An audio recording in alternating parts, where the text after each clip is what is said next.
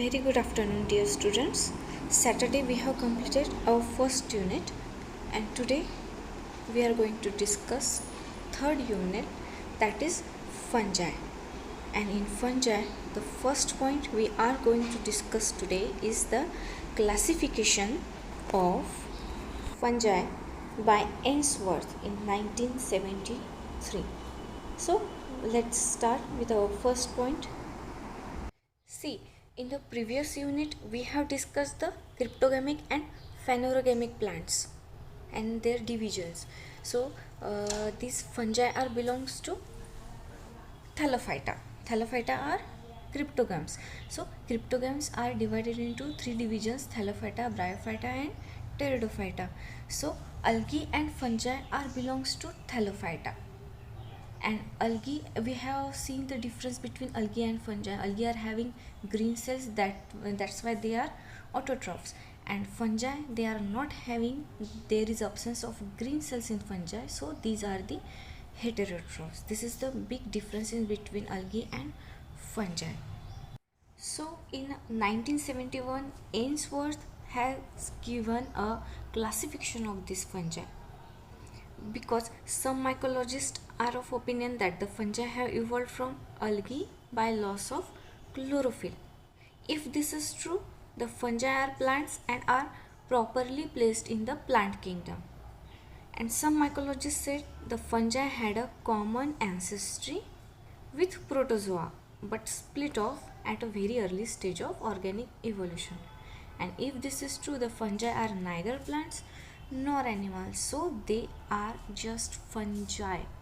So that's why Ainsworth has classified fungi and given this fungi a different kingdom. So there is a kingdom, fungi kingdom. Actually, it is of 1973 theory, but Ainsworth in 1971 proposed this concept, and in his Dictionary of Fungi treated the fungi as a separate and independent kingdom. So G.C. Ainsworth in 1973 has upgraded the fungi up to kingdom level, and the outline of Ainsworth's classification is given here. This is the classification of Ainsworth fungi classification. This is a vast kingdom fungi classification, which is divided into different kinds of division: Myxomycota, Eumycota, then there are subdivisions of there. We will discuss it one by one, but before starting this classification, let's see few terms. You should know all the terms: what are mycologist, what are fungi, what are fungus. So let's see, these are the terms which came across while learning. So let's see, what are mycologist, what is mycology, what are mycoses, what is fungus, and what are fungi or fungi. So mycologist, scientist who study fungi is known as the mycologist. Then mycology, scientific discipline dealing with fungi. This term is known as the term has given to this scientific discipline, that is mycology. Then what are mycoses? Diseases caused in animals by fungi are known as the mycoses. Then fungus versus fungi. Fungus are used exclusively for a heterogeneous group of organisms that have traditionally been studied by mycologists. So mycologist क्या करते हैं, specimens collect करते हैं जिनमें fungal characters होते हैं, तो that is the fungus which is used exclusively for the heterogeneous group of organisms. Then fungi, this refers to the organisms in the kingdom fungi, the true fungi, and also called as Eumycota. Now, how many species of fungi exist? So there are 90,000 species of fungi described, and 1,700 new species described each year. So these are the photographs of few fungi, and the first one is well known, you are very known about it, and this is mushroom. a fungi. Now, what is a fungus? A eukaryotic organism. Fungi are neither plant nor animal. It is a eukaryotic organism, but it is not a plant and it is not an animal. A heterotrophic organism devoid of chlorophyll that obtains its nutrients by absorption. It is a heterotrophic organism, means it is devoid of means lacking green cells, that is chlorophyll. There is no chlorophyll pigment present in this fungi, so they obtain their nutrients by phenomenon of absorption. Each and every animal or organism needs nutrients, so fungi obtain their nutrients by the process of absorption, so heterotrophic by absorption. Then they reproduce by spores. There is a sexual as well as the asexual reproduction in fungus, but they reproduce by spores only. The primary carbohydrate storage product of fungi is the glycogen. Then most fungi have a thallus composed of hyphae. If it is a singular form, then it is known as the hypha, and if they are in a multi or a plural, then it is known as the hyphae, that be elongate by tip growth. The fungal thallus consists of hyphae. A mass of hyphae is a mycelium. So if there is a single unit, then it is known as the hypha. If there are multiple hypha, it is known as the hyphae. But if there is a mass or a bunch of a hyphae, then it is known as the mycelium. So this is the diagram. This is the culture of Aspergillus niger. This is the example of fungi. You can see aerial hyphae is there as well as the vegetative hyphae is there. So the thallus structure of fungi are composed of these hyphae. Now let's see one by one the characteristic of fungi. The first one is the structure, hyphae, mycelium and thallus, and heterotrophic by absorption and reproduced by spores. So this is the kingdom and this is the fungi. So kingdom fungi, its nutritional type is heterotroph. Yes, there is a lack of green cell, so that's why fungi are unable to produce their own food, so they are heterotroph. Then multicellularity, all except yeast are having multicellular. Then cellular arrangement, there is they are unicellular, filamentous and fleshy. The arrangement is unicellular, filamentous and fleshy, but they are multicellular in nature. Then food aquasitization method is absorptive, means they absorb the nutrients and they feed on it. Then characteristic features, so it is sexual as well as asexual. Spore formation is there. Then embryo formation, there is no embryo formation in fungi. Now this is the structure of fungi, which is made up of cell wall, there is a cell membrane, there is a Golgi apparatus, there is a rough endoplasmic reticulum, there is a presence of nucleus and also a mitochondria. This is the basic structure of fungi. Now let's see the structure of hyphae. So hyphae, it is the tubular units of construction. It is in a tubular shape. Then hard wall of chitin. Chitin is a major constituent of cell wall of a fungi, and also it is present in some animals. Then cross walls may form compartments, means in some hyphae structure, here you can see there is a formation of a septation, and in some, at some position there is a no septation, so cross wall may form compartments. Then these are multinucleate and they grow at tips only. So this is the structure of a hyphae, which is having a hard wall of a chitin, and chitin is also present in animals, sorry, not in animals, in arthropods.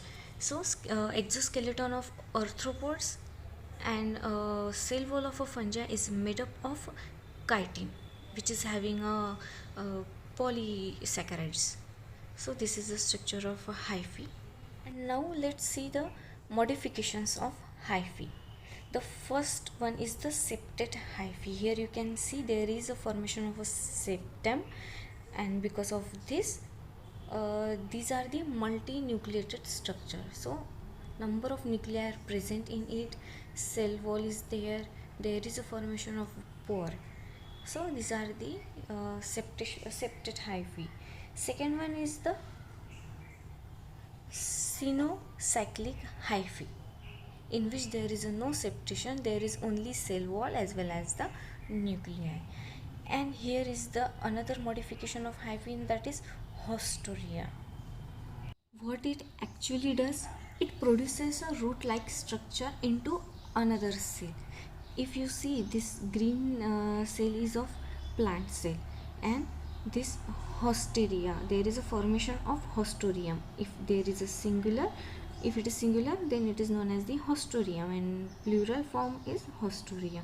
So fungi क्या करते हैं, they produces a root like structure into another cell to absorb the nutrients from a particular cell, or you can say it as a host. Plant cell is a host here. So fungi क्या करते हैं, they produce a root like structure in it and they absorb the nutrient from a plant cell. And in the next picture you can see hyphae adapted for trapping and killing prey.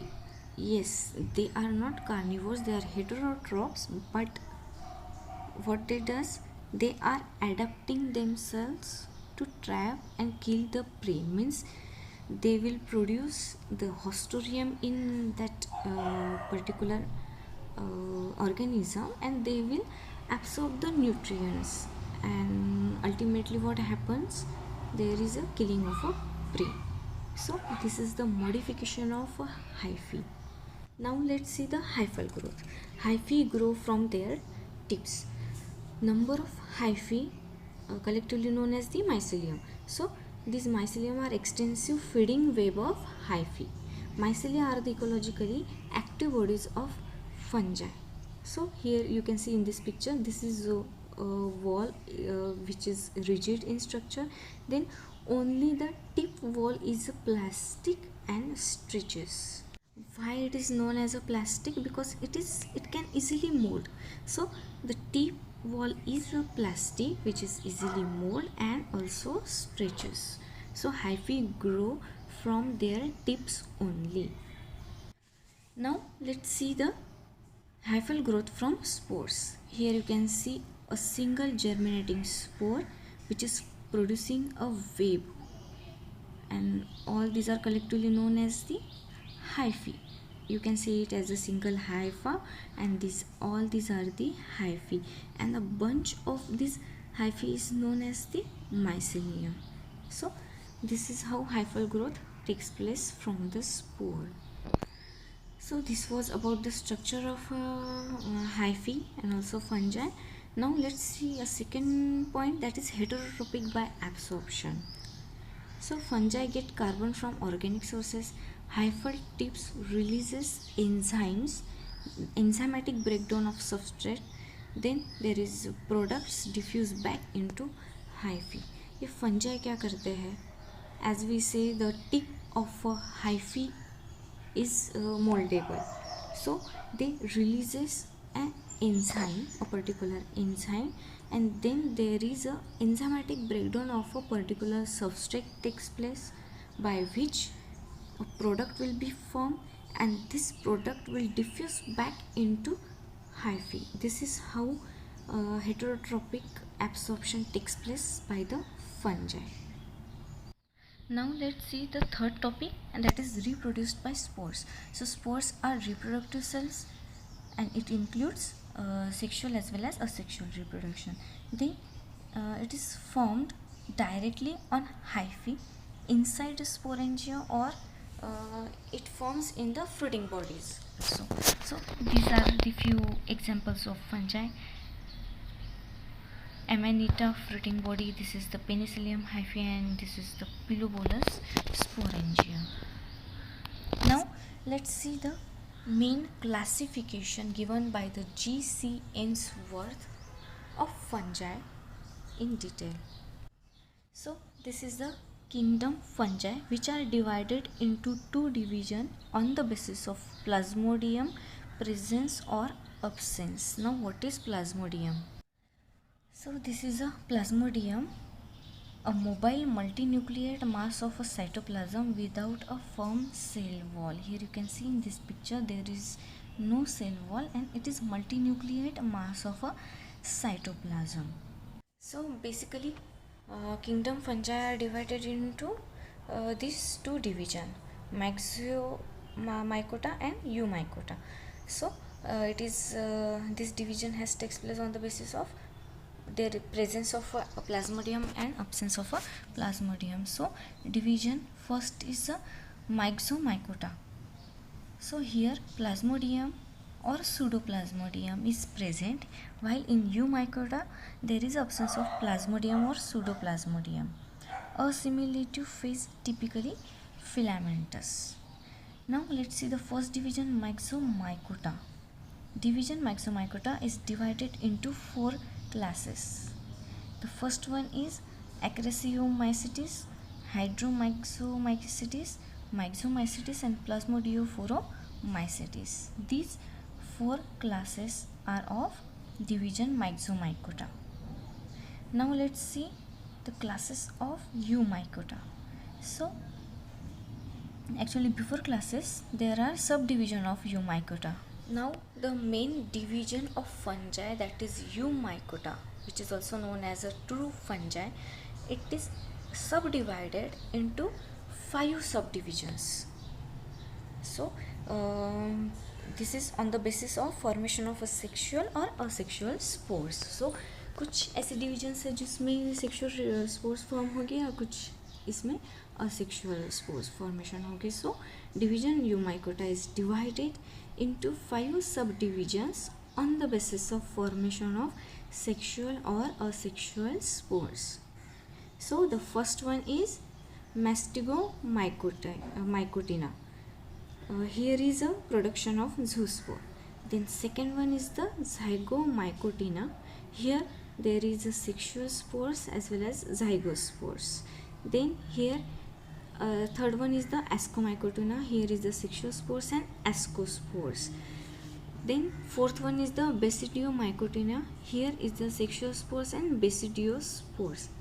And the last one, fifth one, is Deuteriomycotina, in which sexual reproduction is not known or absent.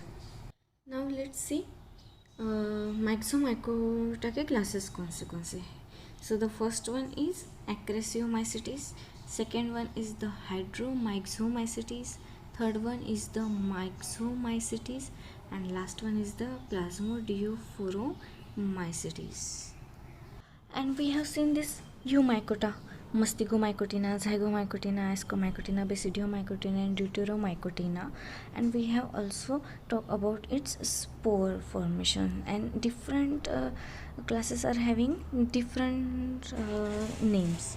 Like Zygomycotina is having a zygospores, Ascomycotina is having a ascospores. Sexual element, reproductive elements are there. These are like these. Here you can see the ascospores, these are the basidiospores, and these are the zygospores. All these are the sexual spores. So this was about the classification. Now let's see a table of this classification. Then you can remember all the things very easily. This is the phylum, means different groups. Zygomycota, its typical example is Rhizopus. This is black mold. Then its sexual reproduction is having a zygospores. Sexual reproduction is having non-motile spores formed in sporangia, and hyphae are non-septate and multinucleate. So you can remember the basic information about this different phylum by this chart, and also typical examples. Learn the typical examples of this.